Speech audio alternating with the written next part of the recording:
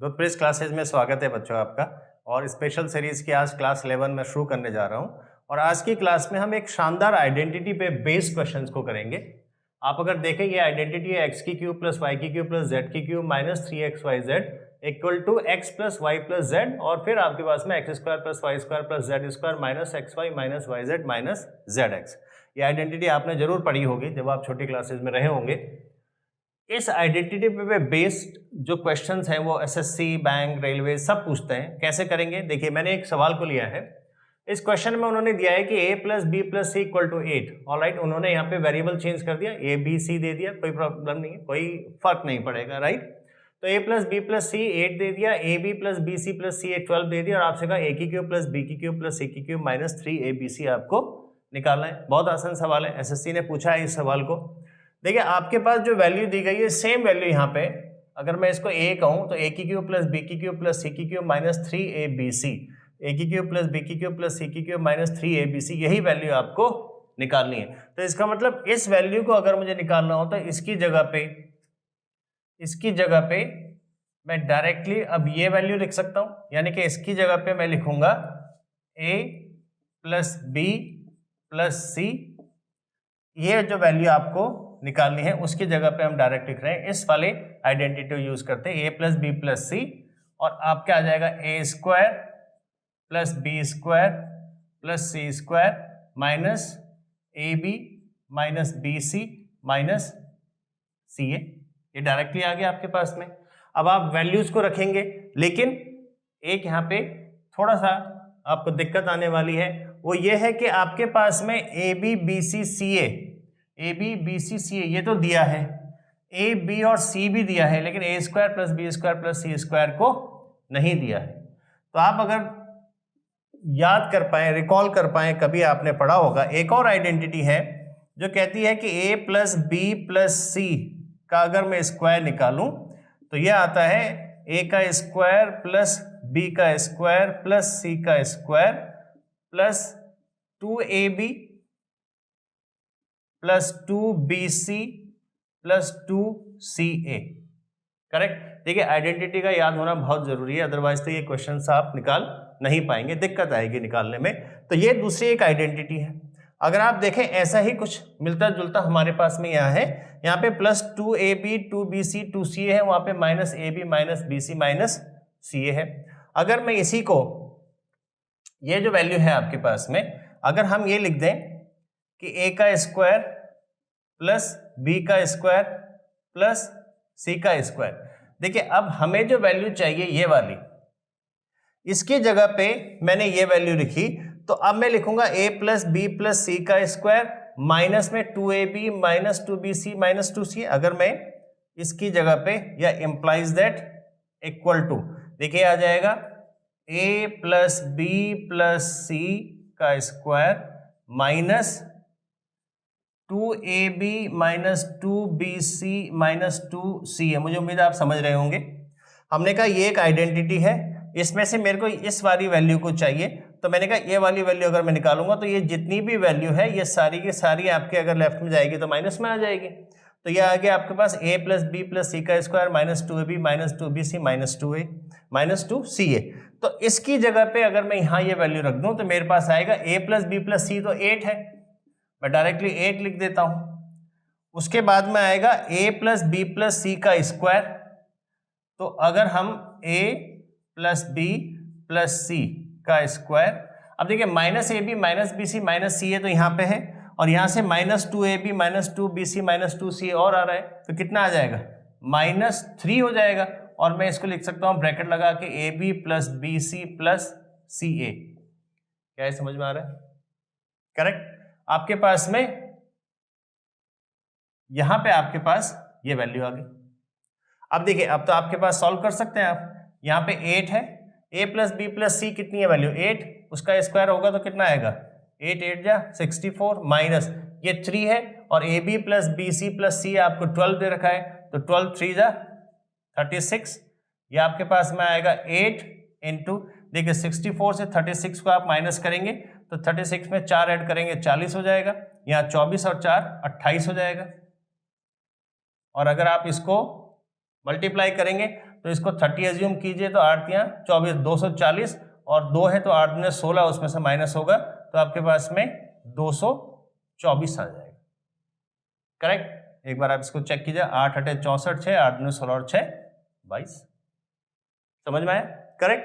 तो देखिए अब सवाल ये उठता है कि अगर आपको ये आइडेंटिटीज याद हैं तब तो आप डायरेक्टली भी यहाँ पे ये वैल्यू रख सकते थे।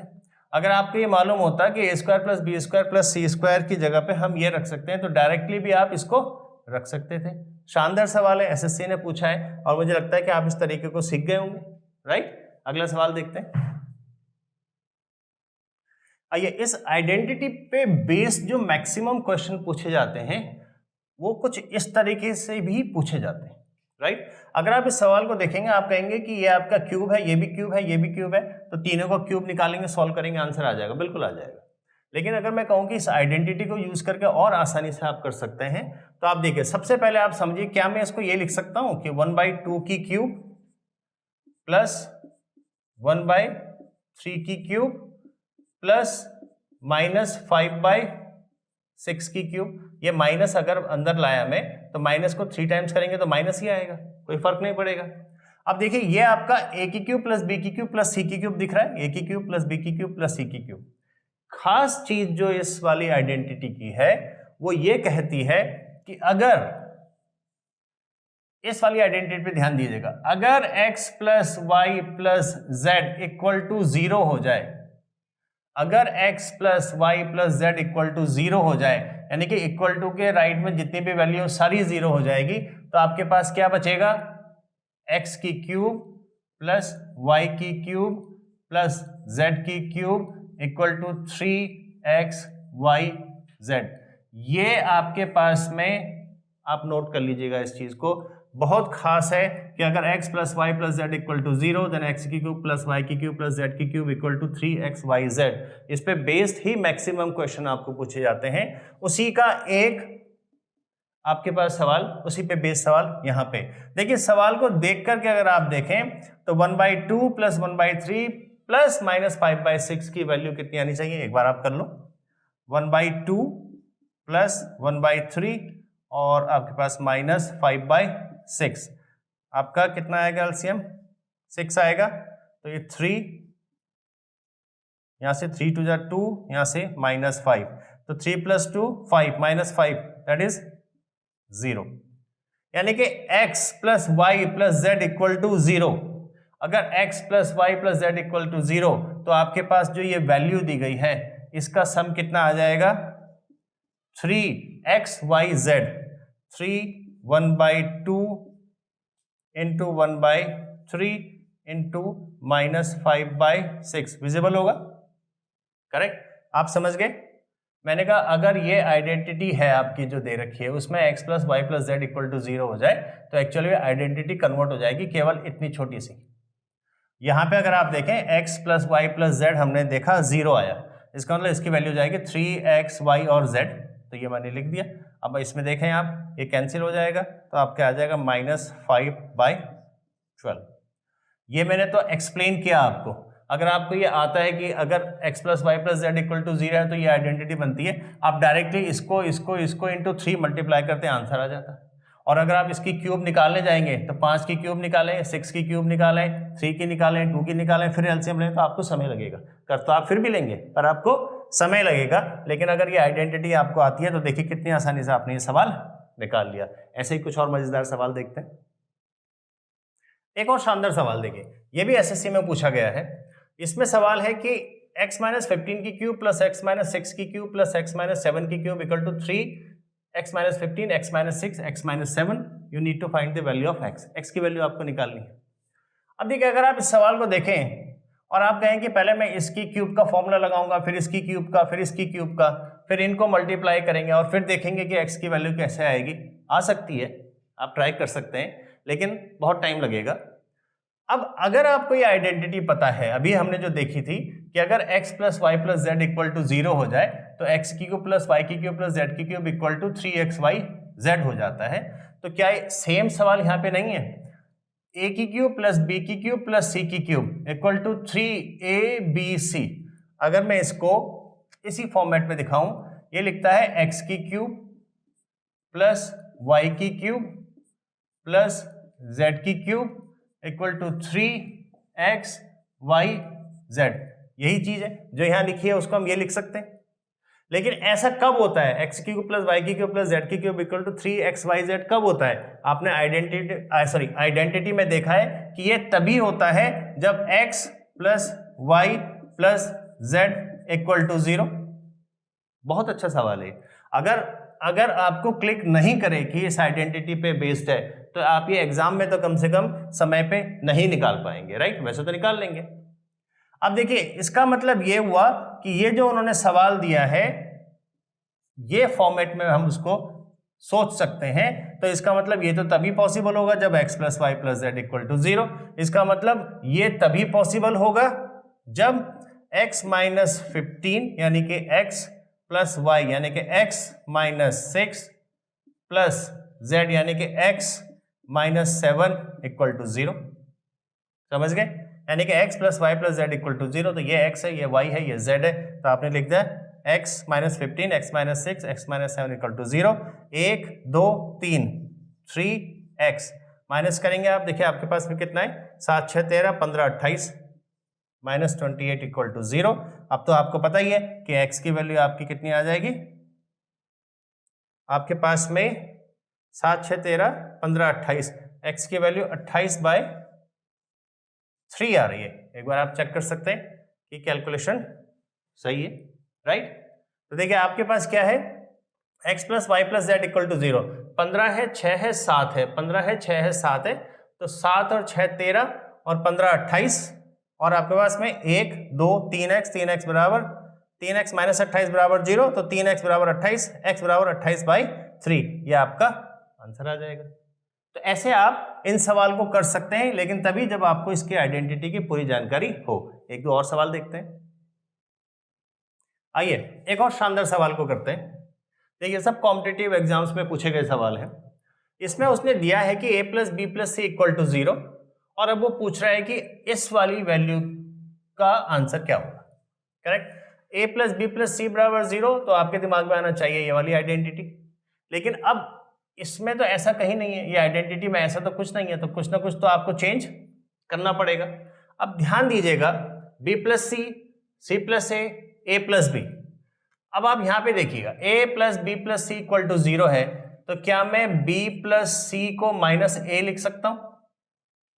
लिख सकता हूं, अगर आपकी परमिशन तो लिख सकते हैं, राइट? उसी तरह से c प्लस ए को माइनस बी लिख सकते हैं और a प्लस बी को माइनस सी लिख सकते हैं। ठीक है, करेक्ट?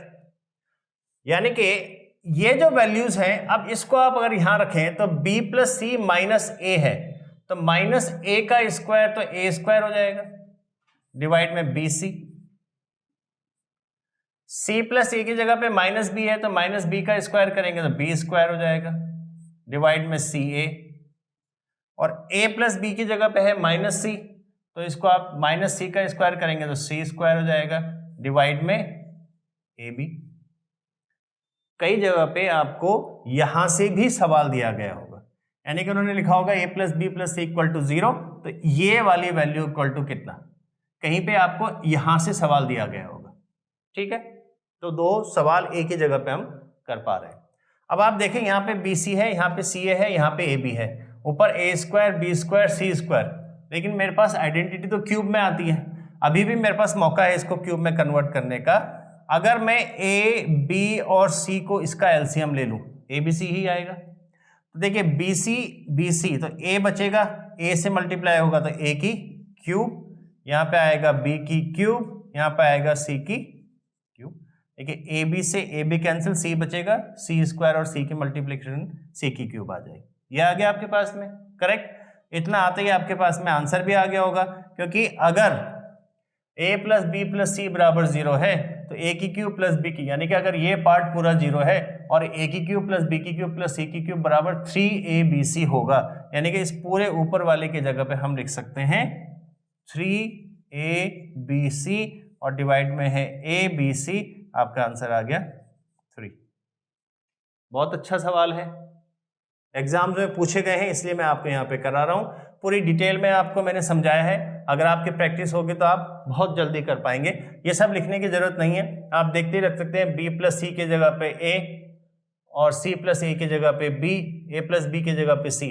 माइनस का आएगा, जैसे यहाँ पे माइनस का है लेकिन स्क्वायर हो रहा है तो डायरेक्टली प्लस हो जाएगा। और उसके बाद में आपको यहाँ BC दिख रहा है, CA दिख रहा है, AB दिख रहा है, यानी कि ABC आपका इन तीनों में LCM आ सकता है। उसके बाद में आपकी इस पे A की मल्टीप्लाई होगी, यहाँ B की हो रही है, यहाँ C की हो रही है, और A की क्यूब प्लस B की क्यूब प्लस C की क्यूब बराबर 3ABC, क्योंकि A plus B plus C बराबर 0 गिवन है, तो आंसर आपका 3 आ गया। तो ये तरीके हैं इन सवालों को करने का, जो कि बेसिस है इस वाली आइडेंटिटी पे। तो हमने आज एक आइडेंटिटी ली, उस आइडेंटिटी पे जो सवाल हैं वो हमने यहाँ पे देखे। तो मुझे उम्मीद है कि आपको ये पसंद आया होगा और आप प्रैक्टिस कीजिएगा, क्योंकि जितनी आपकी प्रैक्टिस होगी उतना आप इसको आसानी से और जल्दी कर पाएंगे। और अगर आपको ये पसंद आ रही है, ये सीरीज पसंद आ रही है, तो आप जरूर लाइक कीजिएगा, अपने कमेंट दीजिएगा और सब्सक्राइब जरूर कीजिएगा। और कमेंट में जरूर आप लिखिएगा कि क्या आपको ये पसंद आ रही है या नहीं आ रही है, और आपके लाइक हमें जरूर बताएंगे कि कितना आप इसको पसंद कर रहे हैं। आपका बहुत बहुत धन्यवाद।